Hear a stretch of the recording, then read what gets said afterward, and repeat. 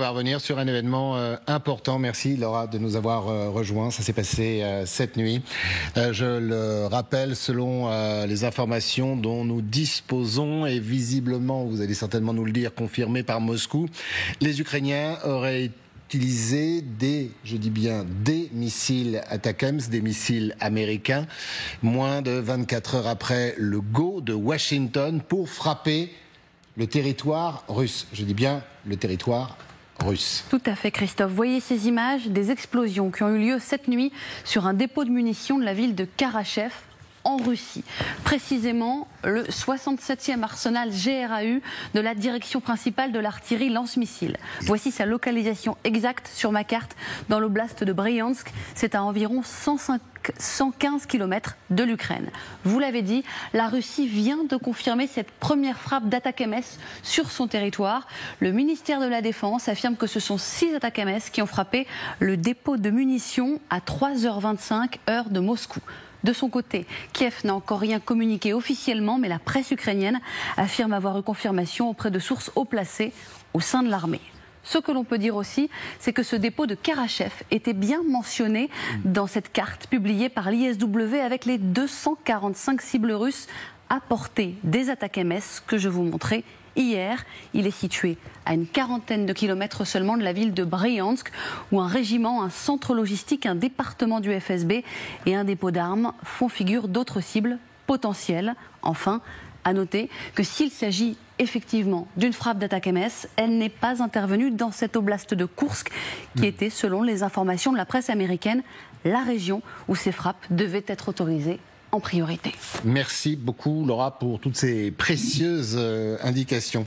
Amirai Olegaray, vous vouliez tout à l'heure, pendant la publicité, avoir cette carte, savoir où était Bryansk, qu'on est bien en zone russe. C'est bien Moscou qui aujourd'hui dit que les Ukrainiens n'ont pas utilisé 1 mais 6 missiles, ce qui fait beaucoup. Alors cette base, parce qu'il y a tout un mélange, a déjà été frappée par les Ukrainiens à l'aide de drones au cours de ce conflit. Et les Ukrainiens disent c'est peut-être en territoire russe, mais en tout cas, ça servait de zone de ravitaillement et les obus, les armes qui s'y trouvaient étaient des armes en provenance de la Corée du Nord.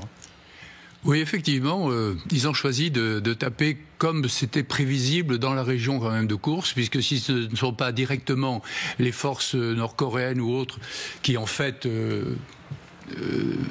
donne tout son sens à cette escalade, si vous voulez, la présence des Nord-Coréens, puisque c'est à ça que les Américains ont réagi, tape quand même quelque chose de beaucoup plus important que les forces et plus facile à cibler. Vous l'aviez montré, on voit bien les cibles qui sont identifiées.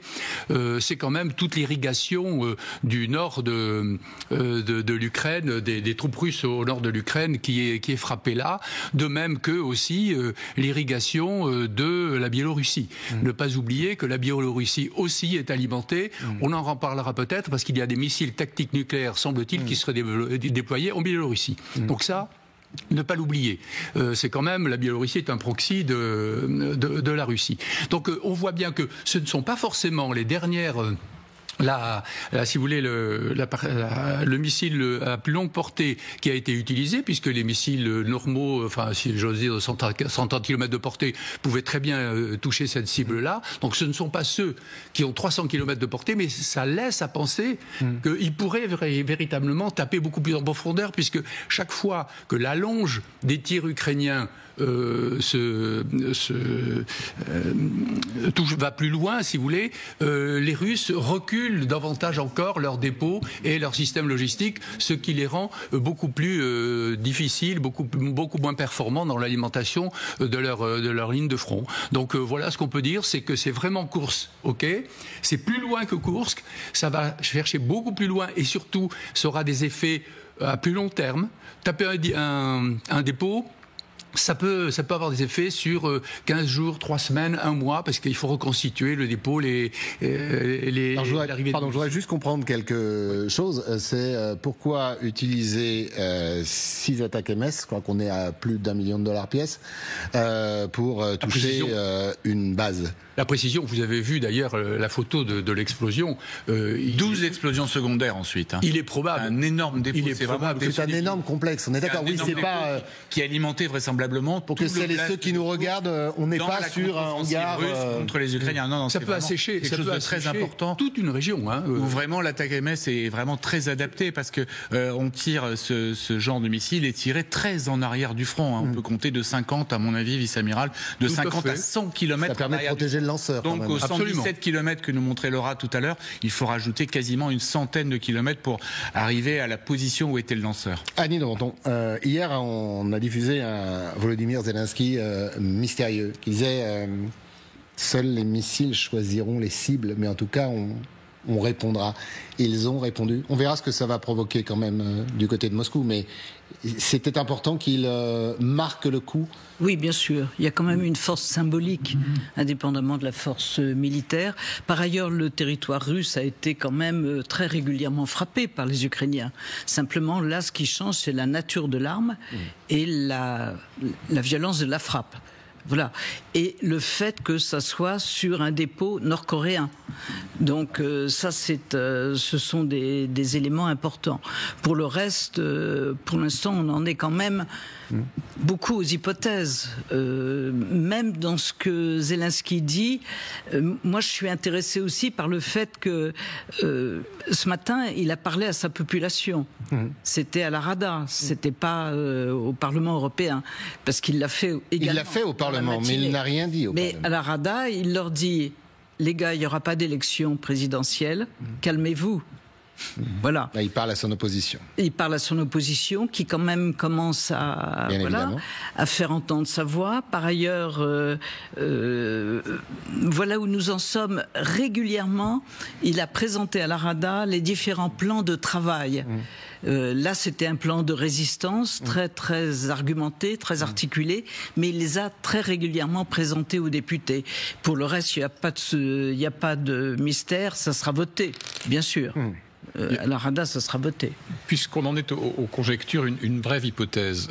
Pourquoi 6, pourquoi pas 1 ou 2 ? Puisque vous évoquiez un peu la question. Le prix unitaire.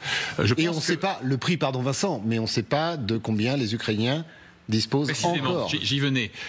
Dans son message d'hier, Zelensky disait au fond, ce qui importe, c'est au moins autant le nombre de missiles dont on dispose que la levée partielle du veto américain. Bien.